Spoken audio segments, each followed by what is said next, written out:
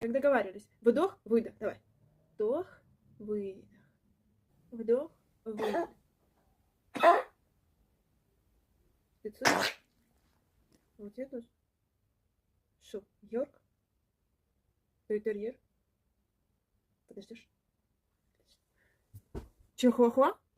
Если вы владелец маленькой породы собак, особенно такие как Йорк, Чихуахуа, Терьеры и другие породы, которые я ставлю в комментариях, и вашей собачке уже больше 6 лет, то поздравляю, вам пора на прием к кардиологу.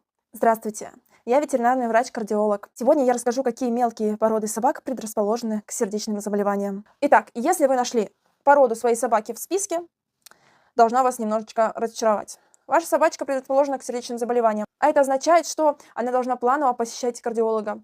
Если мы говорим о мелких породах собак, мы касаемся эндокардиоза митрального клапана. Это то заболевание, которым они больше всего предрасположены. И это заболевание развивается в большинстве случаев после 6 лет. Если вы приходите в ветеринарную клинику, просите врача слушать сердечко вашей собачки. Если ветеринарный врач услышит шум, то в таком случае обратитесь ранее 6 лет к кардиологу. Не стоит ждать, когда у питомца появится кашель, одышка или другие симптомы. Симптомы могут и не появиться, а болезнь уже есть.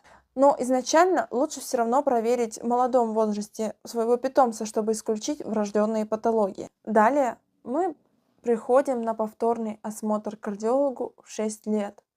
И дальше уже зависит от того, что кардиолог вам скажет.